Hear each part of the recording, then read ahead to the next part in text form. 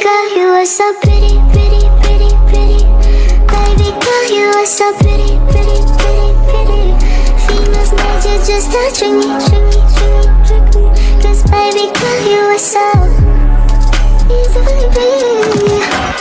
The only reason that I came through tonight is 'cause I know you were invited. The only reason that this dress is skin tight is 'cause I thought that you would like it. I'm only come for the secret outside, because I want you to like that. The only reason I came through tonight is because I really like you, and I cannot hide it. Want to remember your mind then. The nicest the girls will get touches. Why just tell me that you feel like I do?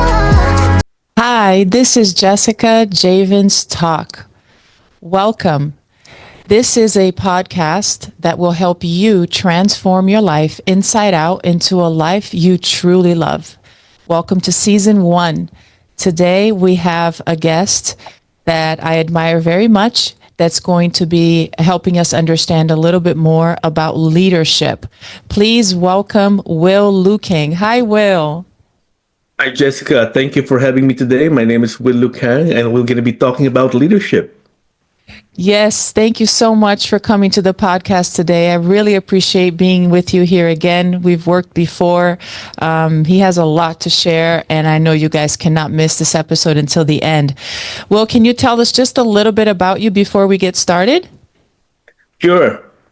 I have a 34-year experience working in the corporate, leading technology organization. But throughout my journey, I realized I'm passionate about people development, and that's including leadership. And early part of my career, I decided that I'm going to focus on my people. I'm going to focus on how to grow my people, and that's how I end up now. I finally left the corporate. I started my own company doing leadership development and executive coaching. And I'm also doing public speaking. So looking forward to our conversation today. Yes, thank you so much. I actually met Will last year, about a year ago or so. I was looking for material in leadership because Will knows I was in financial industry for almost 18 years, in leadership as well. And everything he talks about, I am so passionate about. So let's get started here. I'm very excited. So the first thing I would love for you to share with our audience is, what is for you the essence of leadership? A very tough question. But I think the way I look at leadership at its core, it's about influence and service. When you get into a leadership position, it's not about the title. It's not even about the power or position that you're in. In the end, it's about inspiring people, guiding them, and helping them achieve their personal goal too. Yes, it is important to achieve your corporate goal, but as a leader, you're also a people developer. I would say true leadership is built on integrity, vision, and emotional intelligence. You notice a lot of good leaders, they connect with people. They understand people, and I think it's important. The ability to understand and connecting with people is ultimately the key for a leader to be successful. I would say the best leaders don't just tell people what to do. They don't. They actually create this environment that allow and empower people and inspire them to grow. I love that. I love that. And that's a skill set that does take time to build. They're beautiful words, but it's not that easy. So what would you say, maybe based on your experience or what you've seen, is what makes a leader effective? That's a very good question. It's a very hard question too. I think an effective leader is someone who understands both people and strategy, because you have the people that have to do the work for you and the company, and they're your most important asset, honestly. And understand the strategy of the organization, of what the organization wants to do and achieve, and learning how to balance the vision and execution. Ultimately, at the core of it, we're talking about leaders who are self-aware, understand their own strengths and weaknesses, and know how to work through that and be humble. If there are things that they're really not good at, they know who to reach out to actually empower them to help them get that done. A true lead, an effective leader is someone who's also adaptable. They adapt to every changing situation. It's easy to say you're a good leader when things are going so well. Sales are up, things are going well, there's no issue. But the best leaders are the ones that manage to inspire, motivate people when things are going wrong. And those are the leaders that you truly look up to. And the other characteristic I think is important is leader who have empathy. They understand their people. They know what their people are going through. And also compassion. I talked to someone about this yesterday. I was doing a recording. And compassion is extremely important in leadership. But ultimately, at the end of the day, decision making. A leader must be able to make decision not just by their own account. I would say that. It's not about a leader knowing everything. A leader knows how to pull the right people, bring in the right people, and bring in their knowledge and expertise to work and collaborate together. Because sometimes I remember when early on in my career, I was wondering, to be a leader, you need to know everything. That was my misconception.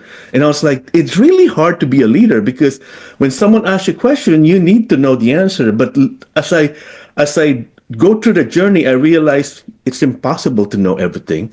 So it's important to be humble enough to say, I'm actually not the expert in that space. However, we have someone, Jessica is the expert in health and wellness. So Jessica, let's pull in Jessica, let's pull in John, let's pull in another person. Being able to do that and work with the team to achieve the common goal. Wow, you just gave us a pack of gems here because that's amazing. And it's so true. Like everything that you said, it resonates with me too. And I'm sure a lot of people watching this are resonating. And the ones who actually want to continue their growth path in their career, it's crucial that they know this information. I'm going to tell you that in the last couple of years, the quick to adapt is really big. I think it's bigger than ever before. Things have never changed this fast. You agree with me? Yeah, it's amazing. Absolutely. Yeah. So us the being only able, thing that's constant. The Yeah. only thing that's constant in life is change, right? We learned that over time. yes, So your ability to adapt to change ultimately allows you to help your team to be successful. I Yes. absolutely agree with you. yes. And it's interesting too, because if you adapt to it, your stress level is going to be lowered. So you'll be able to focus more on resolutions and finding the right path and also how to guide your team or your coworkers, through those new waters. And if you are stressed and frustrated, then it's more difficult for you to be able to do those other steps. So it cripples you or maybe your team. So it's very important to understand that that's just part of the flow. Like you said, a constant, right? I love the part of compassion. I am right now in South Florida. We have such a big diversity of people. And for you to have compassion, meaning understanding people from completely different backgrounds, completely different age brackets and everything. So for you to be able to resonate, sometimes it takes time for you to understand the culture or the reasons why or the because of certain decisions or certain ways of handling things. So I think that's very, very important is to have compassion. And that's also a big sign of maturity. So I love everything that you said. Will, can you share a little bit about your story and leadership, about that whole journey that you've been through? Because you said 36 years? 34 years, 34 years. 34. Wow. That's amazing. So tell us a little bit about that journey. What does that look like? I would declare that I started not as a leader. People talk about leaders are born, leaders are developed. I believe in both school of thought, and I'm more on the developed side. I started my career as a software developer, really good at the craft of being a software developer, and I got the opportunity, and I focused on learning the business when I was a software developer. And when there was a management change, I was given the opportunity to lead my team. And at that point, I thought it was this climbing the ladder, you're getting promoted, you're moving up. But little did I know that I didn't know how to deal with my peers who are now reporting to me. We went from buddies to I'm their manager. And that transition was extremely hard because there are just boundaries that you used to like joke around and things like that. And now you're in charge of their delivery. And that transition was really hard for me. I went through a lot of growing pains. And as I went through that growing pain, I asked myself, like, what are things I could learn from other people? And unfortunately, I didn't realize about mentoring until another 6 years into my career. But Wow. once I learned about mentoring, my mentor actually told me that you could be successful, and but even though you're successful, people are not going to follow you. And actually, I went through that. Just to give you a short story, I was in charge of a big development of a software. The CIO gave me the opportunity because he knows I'm really good at being a technologist, and I was given a team of nine people to work with me, and we have this big task of delivering this new software within like 8 months. And I know it was a stretch goal, but I was so focused that we should make the deadline. In fact, we actually, I think, delivered 6 weeks ahead of schedule. And after we Wow. delivered, there was a big celebration. I was so proud of myself, and I was given another big project. And I went around and talked to my team and said, "Can you work with me on this project?" They're like, "No, I don't want to work with you anymore." And I was like, "What do you mean? We're so successful. I'm successful. You don't want to work with me? How's that possible?" And then it dawned on me. And at first, I was upset. I was like, "What do you mean? Like, I'm very successful. You don't want to work with me?" But then I sat down and reflect on, there must be a reason why people don't want to work with me. There must be something I did. So I went this humility route. And I said, you know what? I want to know what happened. I want to know why they don't want to work with me anymore. Even if they don't work for me, I want to know why. So I did a one-on-one with all of them. And a lot of them said, you're so focused on the job and the work that needs to be done, you don't even see the people. And I was like, what do you mean? Like, what do you mean? I don't see I see you. I don't talk to you every day. But it's like I don't care about the people. And that's the part that I realized that delivering is one aspect of it, but how you deliver matter. How you make the people feel in your journey matter. And that was a big learning moment for me. That's From amazing. that point on, I said, I'm gonna learn to be a better leader. I went back to grad schools to get my second master's in strategic communication and leadership, and it opened my eyes on my mistakes and my weaknesses and what I need to develop. And that program is a year and a half. And when I graduate from it, I tell you, I'm a better person, a better leader, a Mhm. more caring leader. And that was sort of I would say the springboard for my being so focused on leadership. And from that point onward, yes, delivering is important.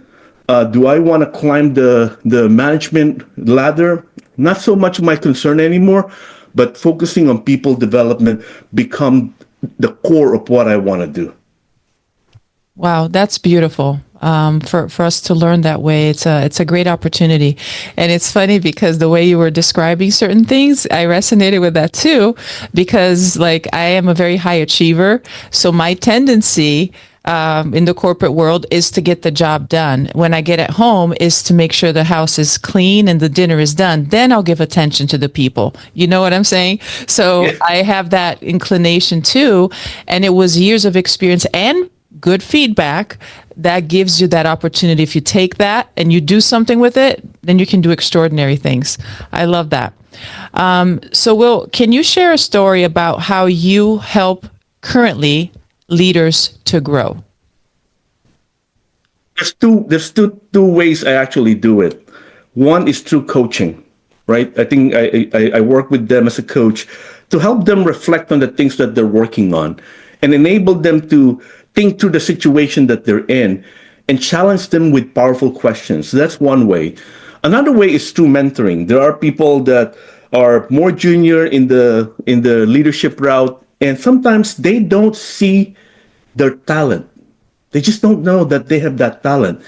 And my responsibility, I took it upon myself, is to seek and find talented people and work with them even when they don't think they're capable of doing it. I have a perfect example of this. This woman.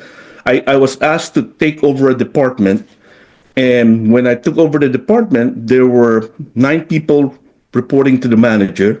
They end up all reporting to me, and 2 of them were contractor, including this one female contractor. Usually, in our organization, contractor doesn't report to the head of like the department.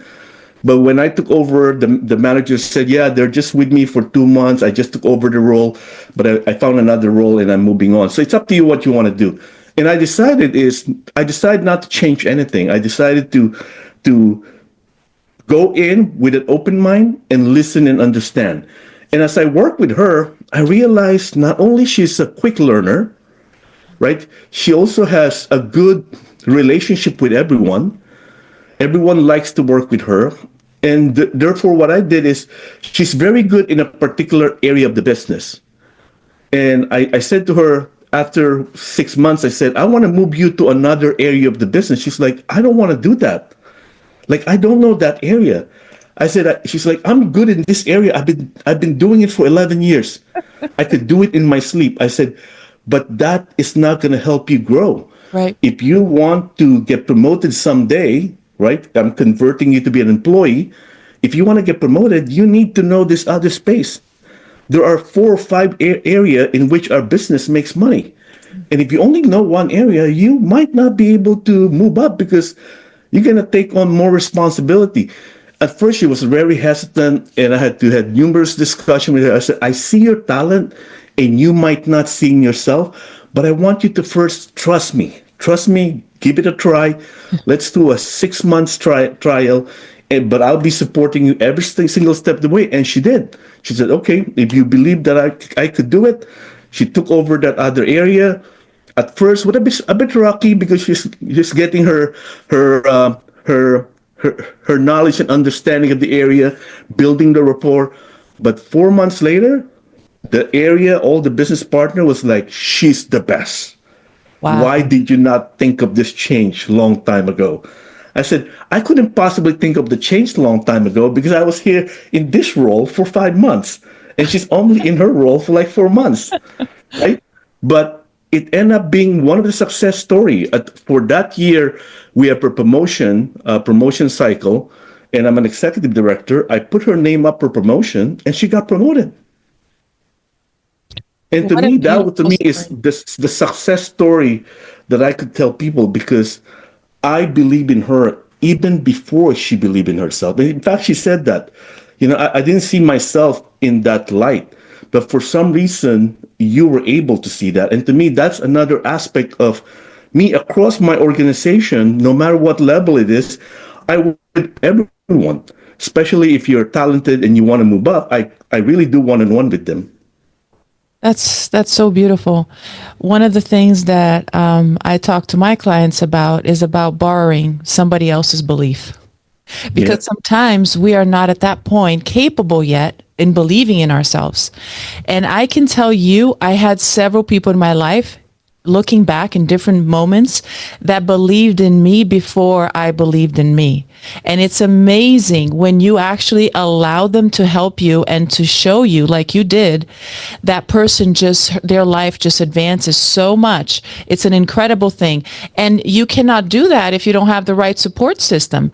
And that's why it's so important to have Yes. people like you that have this experience, is ready and specialize in coaching and mentoring, because that way the person, if they want to get to that point from A to B, they can get there much quicker because now they have all the help and the support that they need. I value that so much. Thank you for sharing that. I'm sure a lot of people watching this can really, really connect to this. So thank you. Now I want to say something that I truly had a pleasure of doing last year, which is reading a book that you recently wrote. And I wanted to talk a little bit about that because it was very exciting. It was a very easy to read book. I really enjoyed it. Yes, thank you. Thank you. That's the one.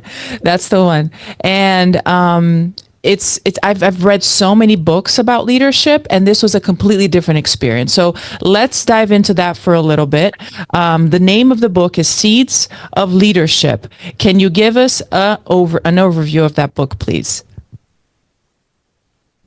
The seed of leadership is a labor of love for me. I think a lot of the information I put in the book are experience that I had, experiment that I did in my career, and I felt it's important to share that message to other people. But I would say the seed of leadership aims to help leaders unlock their potential, because even though we're in a leadership position, we have some ways to go. Even sometimes we want to admit it or not, but we still have some ways to go. And sometimes I could see talented people struggle in leadership transition, and this book is a way of actually helping them unlock their potential and get through and be successful in their role. For the book, I actually focus on three pillars. I keep it simple. I use the power of three. Number one, in many ways, I realized in my journey, or many of the people that I interact with, when I ask them, if you look back in your career, would you be a leader? And some of them said no. I actually are not good in dealing with people. I rather not deal with other people. I rather focus on my own work. And I personally didn't know what the answer to is, because I just got moved up from one level to another and moved on to another company and got moved up. But I felt like it's a gift. It's a gift that if you embrace, it's a gift that's very rewarding. But one question I ask on my book is, before you embark on being a leader, ask yourself the question: are you willing to serve other? Because as we talk about, leadership is service and influence. And if you're not willing to serve other, then you won't be selfless enough to give your time, to dedicate your time. So really, number one, the first pillar, developing yourself, is around focusing on yourself, understanding your weakness and strength, even though you're willing to serve other, and how you grow yourself. And also anchor yourself in character. Ultimately, integrity is very important. Leading with integrity. The second pillar is developing others. Now you want to be a leader and you develop yourself. You can develop other people. How do you develop other people? You need to be able to see potential in other people. You can't just develop the people. You need to be able to see their potential. You need to know how to challenge them. You need to how to coach and mentor them. And more importantly, you need to help them overcome challenges. Because it's easy to lead, like I said, during good times, it's easy to lead people. But during challenging time, that's where leader rise above the occasion. And the last pillar that I focus on, because I look at leadership as a temporary state. We're just here holding the position for someone else. I don't look at leadership as permanent. So when I look at leadership, every time I'm in a role, a few months later, who could take on this role? Who are the people that needs to move up? What's my succession plan? And to me, it's looking into the future. By looking into the future, I could bring people along. I could let them experience some of the things we're working on. I could put them in the spot to experience challenges and help and guide them to the process in order for them to be prepared. It's about sustainability of the organization in many ways. That's amazing. That last part there is beautiful. It's really having that vision. It's very important for leaders to have that vision. Beautiful. I can tell that you're wearing a T-shirt that has the name, and I would like you just to say a little bit about I Will Aim. I will aim. If my name happened to be on it, but it's not. That wasn't the primary reason. People always ask me. I will aim is an intentional purpose of living your life. It's about living your life, focusing on improving yourself on a day-to-day basis. In fact, the tagline is discover a better version of yourself. That was my tagline. And the reason why I use that, because my purpose is to help people, not when you work with me or we work together, that you're going to be a superstar. You are going to slowly evolve to be where you want to be. Mm-hmm. But it's not a magic pill. magic pill that you take, magic potion that you put, then boom, you're leader. Leader is something that you focus on developing yourself. So I focus on the tag word, discover a better version of yourself. Very good. Thank you.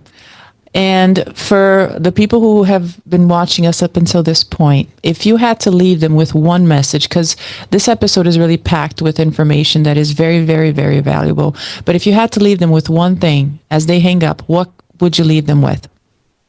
As a person, a leader, you cannot pour on an empty cup. You need to take care of yourself. You're also human. You want to help people, but you need to also be in a good state. You can't help others when you can't help yourself.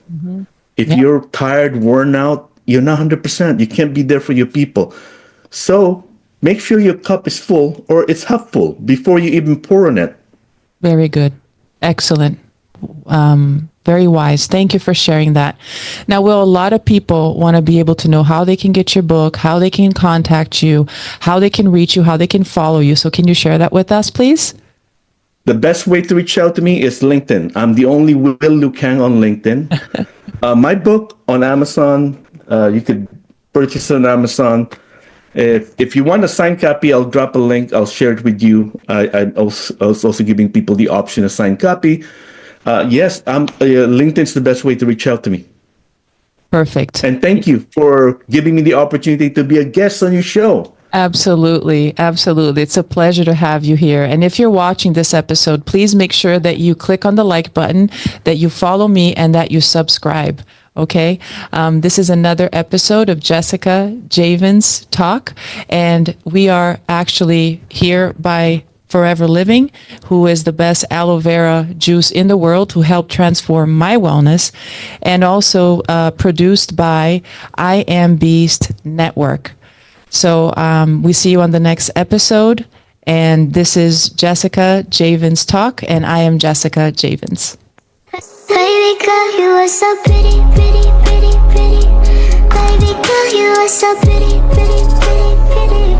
Females made you just to trick me, trick me, trick me, trick me. 'Cause baby girl, you are so easily pretty. The only reason that I can do tonight is 'cause I know you were invited. The only reason that this dress is skin tight is 'cause I thought that you would like it. I'm only gone for the secret outside because I want you to like it. The only reason I